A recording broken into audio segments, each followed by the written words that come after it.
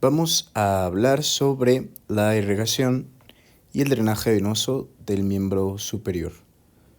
Comencemos con la irrigación de todo el miembro superior. Recordemos que toda la inervación va a estar dado por las arterias subclavias, las cuales provienen, dependiendo del lado en que lo estudiemos, del lado derecho del tronco brachiocefálico, proveniente del arco de la aorta, y la subclavia directamente del arco de la aorta. Las arterias subclavias, vamos a ver que tienen un componente tanto cervical como un componente del hombro. No nos vamos a enfocar tanto en el componente cervical, pero vamos a estudiar todas las arterias de la arteria subclavia. La arteria subclavia la podemos dividir en tres porciones con respecto a un músculo. El músculo encargado de dividir a la arteria subclavia es el músculo escaleno anterior. La arteria subclavia va a pasar entre este músculo y el músculo escaleno medio, junto con el plexo braquial y algunos troncos simpáticos. Vamos a dividir con respecto al escaleno anterior a la arteria subclavia en una porción que se encuentra antes de la inserción del escaleno anterior, conocida como la primera porción de la subclavia o porción preescalénica. Tenemos una porción intraescalénica o porción escalénica, que es la segunda porción de la arteria subclavia, y una tercera porción o posescalénica. De la primera porción vamos a tener una arteria muy importante para la irrigación del encéfalo, la cual va a ser la arteria vertebral, y inferiormente, en la misma altura, en la primera porción, vamos a tener a la arteria torácica interna.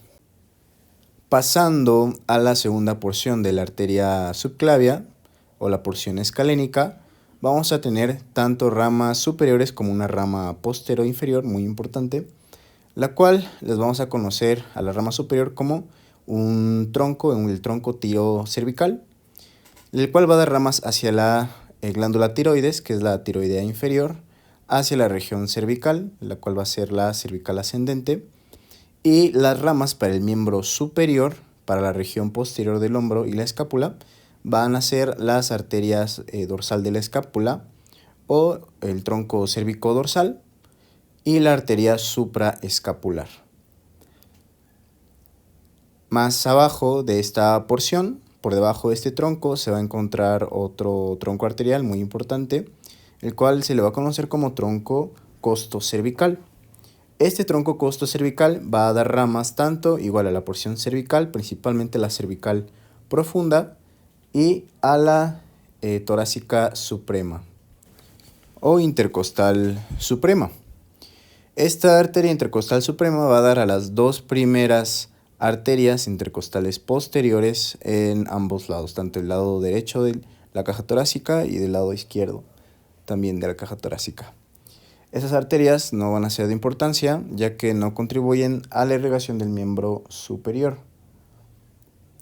Después de la segunda porción de la arteria subclavia, en la tercera vamos a ver que no va a existir ninguna arteria importante. Sin embargo, la arteria subclavia, recordemos que termina al nivel del borde lateral o borde inferior de la primera costilla y se va a convertir en la arteria axilar. La arteria axilar es la principal arteria que va a irrigar a la zona del hombro o la zona axilar. La arteria axilar la podemos dividir también en tres porciones con respecto al músculo pectoral menor. Una porción que se encuentra proximal al pectoral menor o la primera porción de la arteria axilar.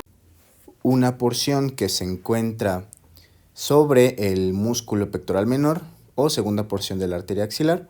Y por último, una tercera porción o porción distal con respecto al pectoral menor.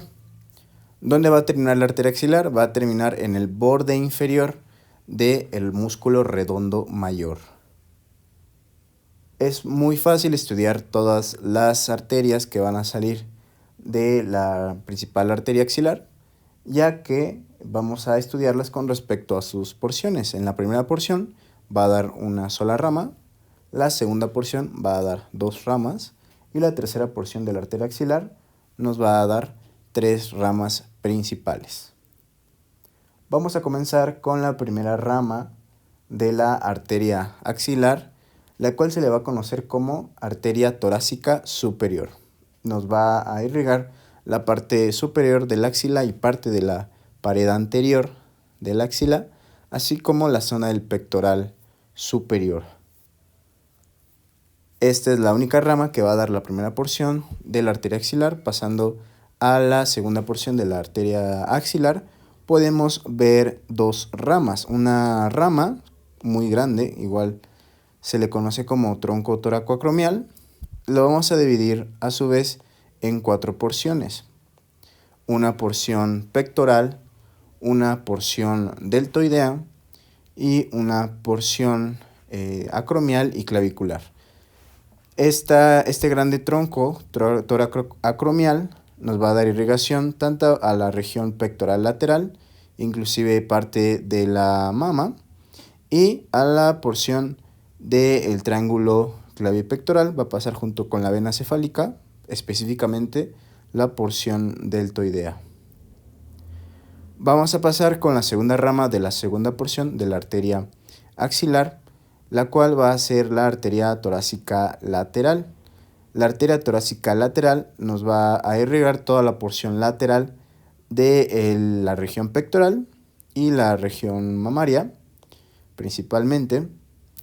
Y por último, en la tercera porción de la arteria axilar, vamos a tener tres ramas.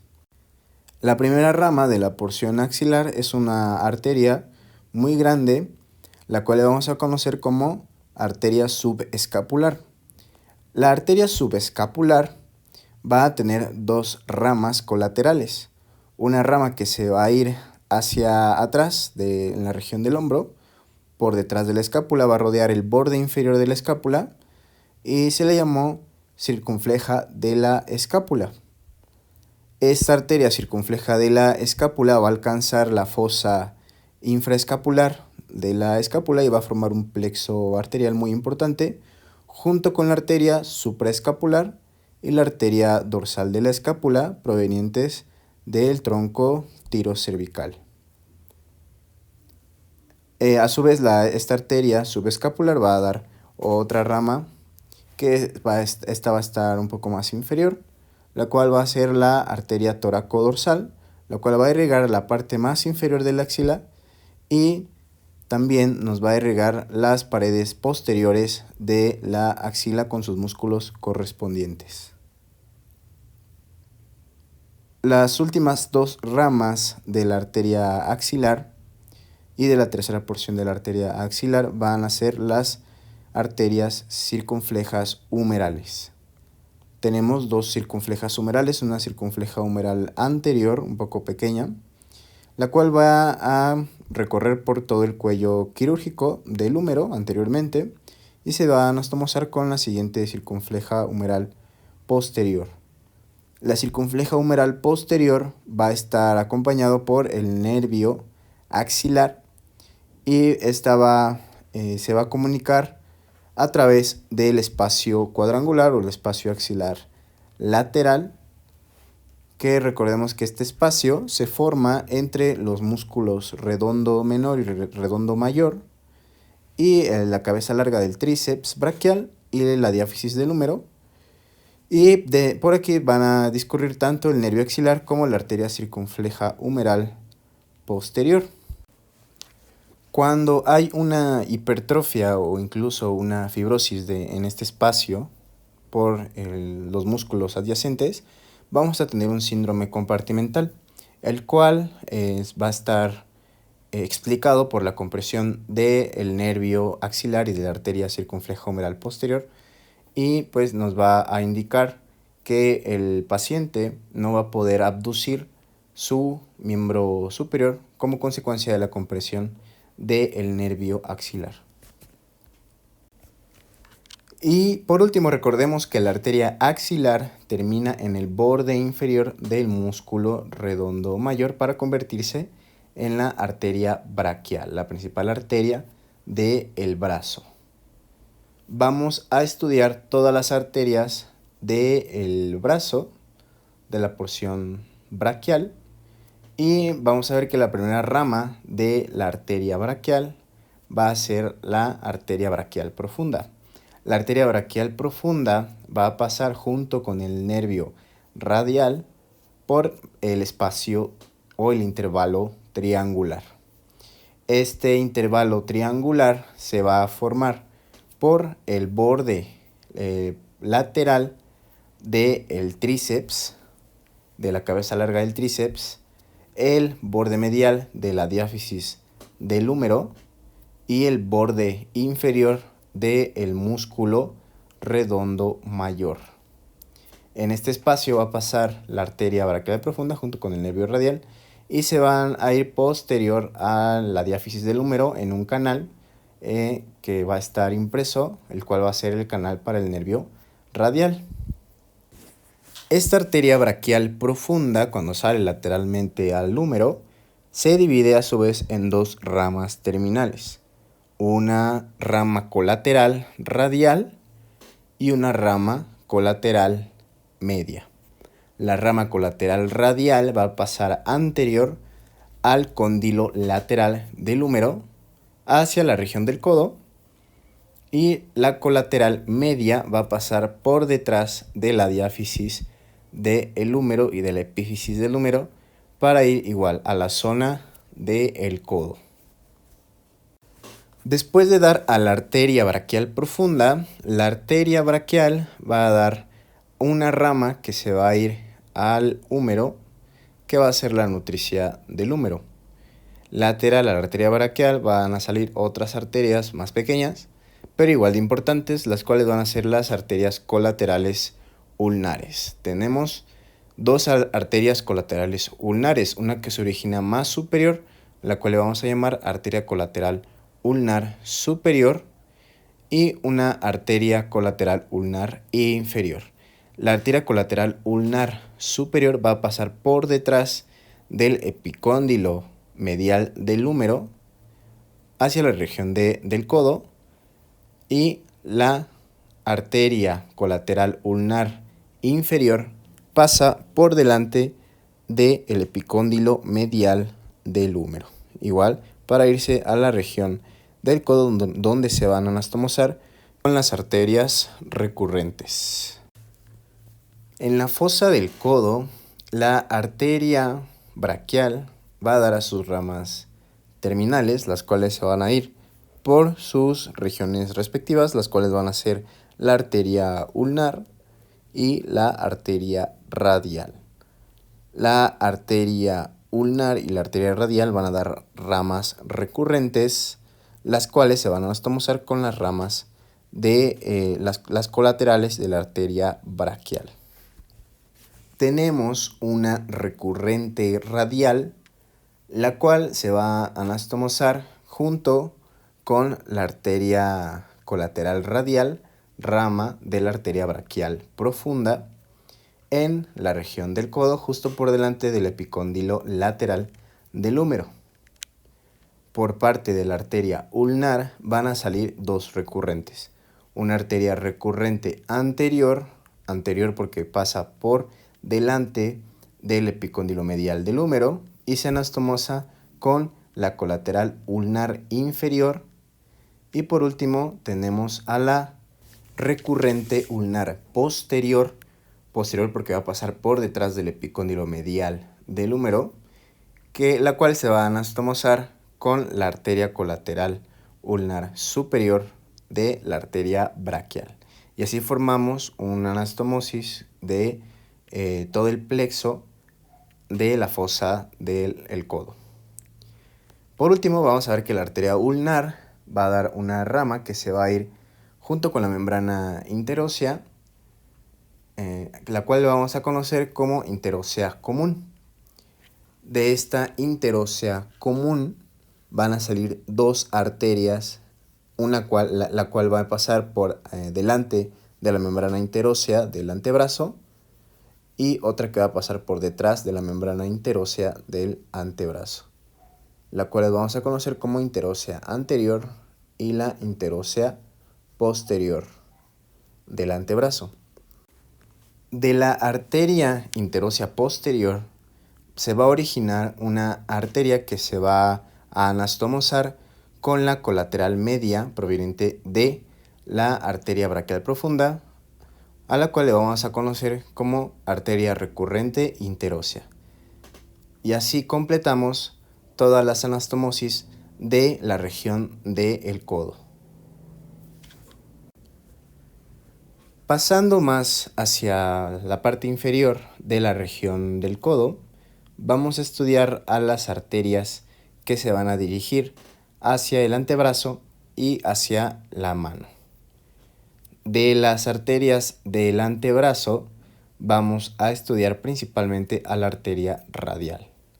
La arteria radial es muy importante ya que podemos verificar su pulso, podemos palparla incluso en un canal, el cual se le conoce como el canal del pulso.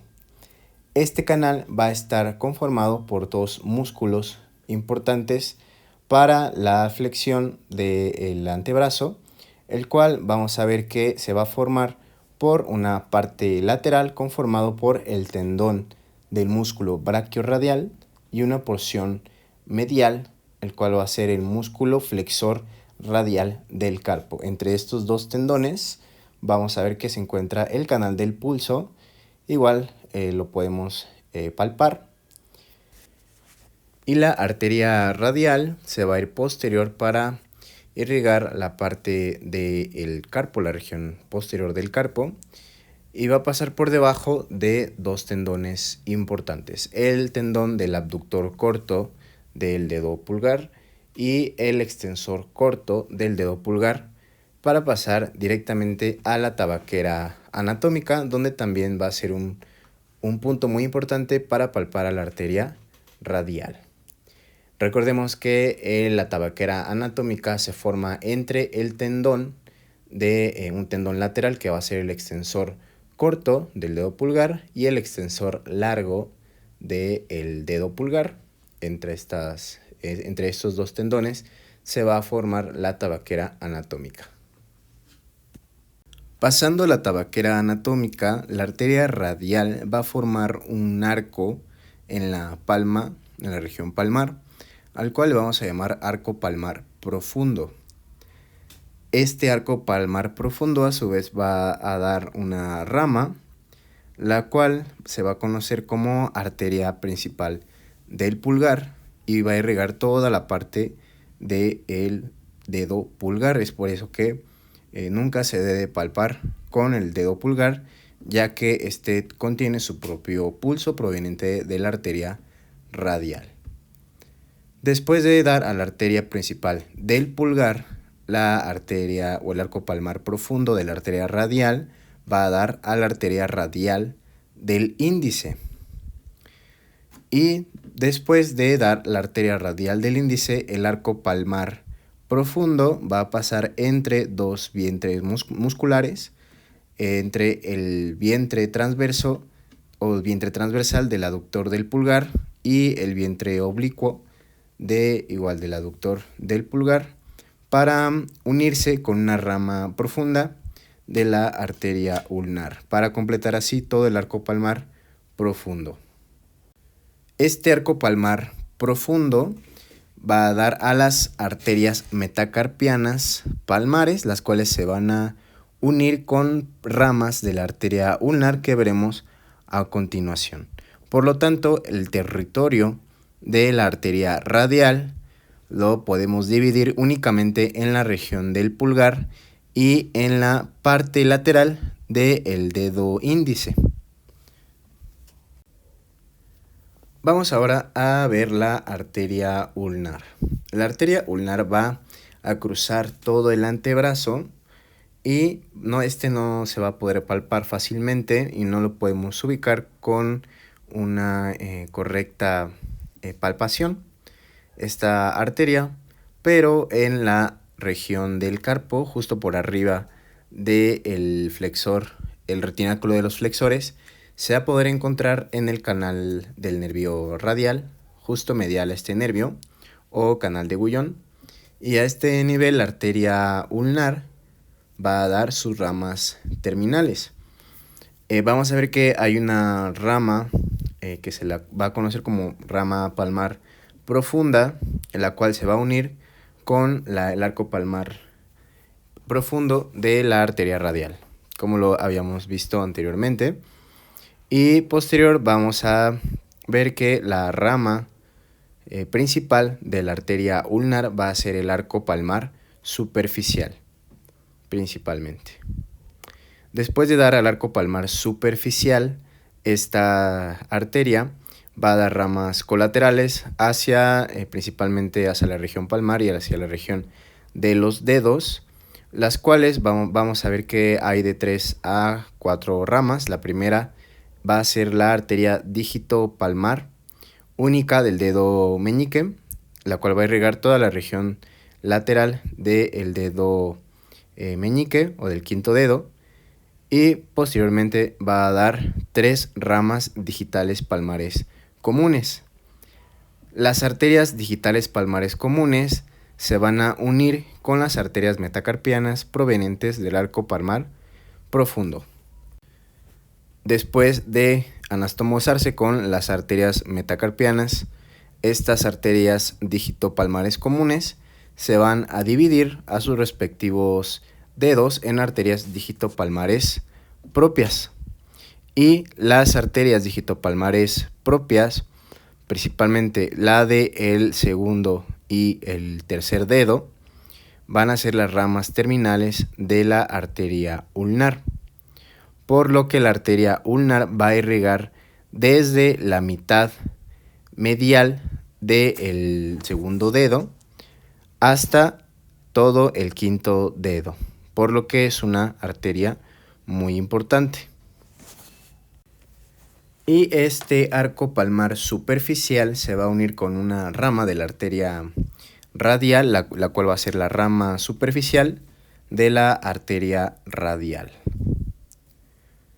Vamos a ver que en la región dorsal de la mano va a haber otro arco accesorio, un arco no tan importante, pero es un arco que se va a formar únicamente por la arteria radial, el cual va a ser el arco dorsal del carpo. Este arco dorsal del carpo, antes de que la arteria radial dé a sus ramas colaterales, se va a formar justo al nivel de la tabaquera anatómica. El arco dorsal del carpo va a dar a las ramas metacarpo dorsales, y estas arterias metacarpo dorsales van a dar a las arterias dorsales digitales de los dedos. A su vez, este arco va a recibir ramas del plexo dorsal del carpo, el cual estaría formado por las arterias interóseas, tanto posterior como anterior, las cuales se van a juntar a este nivel por delante o inferior de la membrana interósea, y a esta parte en la región dorsal se van a unir para formar el plexo dorsal del carpo. Y así es como termina toda la irrigación de las arterias ulnares y las arterias radiales. Es muy importante reconocer que dentro de toda la irrigación de la mano puede haber variaciones anatómicas. Es por eso que se hace una maniobra o un test para saber si la irrigación de la arteria radial puede ser ocluida, o en caso de que haya un daño en la arteria radial, puede recibir ayuda de la arteria ulnar o colaterales de la arteria ulnar. Este test se le conoce como test de Allen, en el cual consiste en presionar o comprimir ambas arterias antes de quedar a sus ramas terminales en la muñeca, y después decirle al paciente que apriete la mano con fuerza para después soltar cada una de las arterias y poder ver qué irrigación o qué dominancia va a contener cada arteria. También se puede utilizar antes de hacer gasometrías en la arteria radial o en cirugías también de mano. Vamos ahora a hablar sobre el sistema venoso o el drenaje venoso del miembro superior. Todo el drenaje venoso lo podemos dividir en un drenaje superficial y un drenaje profundo. Las venas profundas del miembro superior acompañan a las arterias y las venas superficiales son las que son más accesibles y las podemos ver o palpar en el paciente. Comencemos con el origen de estas venas. Vamos a ver que hay dos venas principales que se van a originar en el dorso de la mano, en un plexo, el cual se le conoce como plexo venoso dorsal de la mano. En este plexo va a terminar justo a los lados de la mano en dos sistemas diferentes. Un sistema para la vena basílica, y donde se va a formar la vena basílica, y otro sistema para la vena cefálica. La vena cefálica va a ser más lateral y esta va a pasar por arriba de la tabaquera anatómica y de sus tendones correspondientes a la tabaquera anatómica. Ahí se va a encontrar nuestro origen de la vena cefálica, y ambas venas van a viajar por toda la parte posterior y lateral al antebrazo. Después, en la fosa del codo podemos delimitar a estas arterias, y estas arterias se van a unir mediante una vena, la cual se le conoce como vena mediana del codo en la mayoría de los casos, y de vez en cuando esta vena mediana del codo tiene origen a la vena mediana antebraquial o vena mediana del antebrazo. Después de que se unen en esta vena mediana del codo, las venas cefálica como basílica van a viajar, la vena cefálica va a viajar más superficial y más lateral en la parte braquial, en la parte del brazo, y la vena basílica a este nivel va a perforar la fascia profunda del brazo para continuarse con el paquete neurovascular del brazo, junto con la arteria axilar. La vena basílica va a ser más ancha a este nivel, ya que aquí va a recibir tributarias que son las venas braquiales. Las venas braquiales acompañan, en número de 2, acompañan a la arteria braquial profunda, y estas venas braquiales drenan en la vena basílica justo antes de que la vena basílica se convierta en vena axilar por el borde inferior del redondo mayor. La vena axilar va a recibir a la vena cefálica para convertirse así en vena subclavia justo por el borde inferior de la primera costilla. Esta vena cefálica habíamos comentado que viaja lateralmente al brazo y va a cruzar entre un surco que se va a encontrar entre el músculo deltoides y el pectoral mayor. A este surco se le conoce como surco deltopectoral. Después de pasar el surco deltopectoral, esta vena va a entrar hacia la vena axilar por medio del triángulo clavipectoral. Y así es como termina de manera general el drenaje venoso del miembro superior.